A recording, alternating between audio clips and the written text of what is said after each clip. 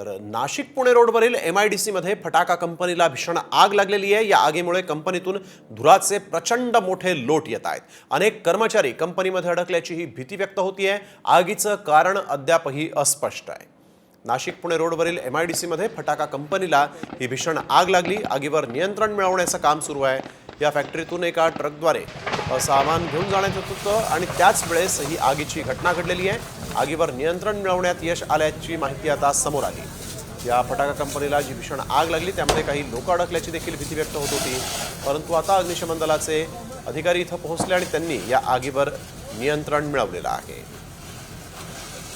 अभिजित सोनावणे आमचे प्रतिनिधी यावेळेस आपल्याबरोबर थेट घटनास्थळावरून जोडले गेलेले आहेत। अभिजित, नेमकी काय सद्यस्थिती आहे?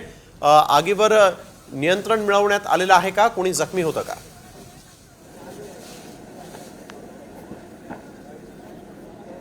नेहल, मी सगळ्यात आधी ही भीषण दृश्य खरं तर दाखवतो।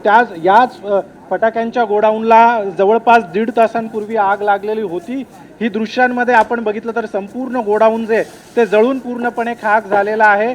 अजून देखील फटाके फुटण्याचे आवाज जे आहे ते मागच्या बाजूने गोडाऊनमधून येताना आपल्याला पाहायला मिळतील। अगदी या ठिकाणी जो ट्रक होता की ज्या ट्रकमधून फटाके या ठिकाणाहून दुसऱ्या ठिकाणी नेले जाणार होते, तो संपूर्ण ट्रक अक्षरशः जळून कोळसा झालेला या दृश्यांमध्ये आपल्याला पाहायला मिळेल। अगदी संपूर्ण गोडाऊन मध्ये आपल्याला अशाच पद्धतीने पूर्णपणे धुराचे लोट पसरल्याचं पाहायला मिळते। अगदी अग्निशमन दलाच्या जवानांना शर्थीचे प्रयत्न अजूनही जवानांकडून करण्यात येतात, कारण आग जी आहे, धूर जी आहे, तो अजूनही या सगळ्या परिसरामध्ये आपल्याला पाहायला मिळतो आणि त्यामुळे शर्थीचे प्रयत्न सुरू आहेत। अग्निशमन दलाचे 5 बंब या ठिकाणी दाखल झालेले आहेत। मोठ्या प्रमाणात पाण्याचा मारा या सगळ्या गोडाऊनच्या परिसरामध्ये केला जातोय, मात्र अद्यापही आग जी आहे ती पूर्णपणे विझू शकलेली नाही। बिलकुल, आणि या आगीवर नियंत्रण मिळवण्याचे अग्निशमन दलाचे प्रयत्न असल्याचं देखील दिसतंय। धन्यवाद अभिजित, आपण दिलेल्या सविस्तर माहितीसाठी।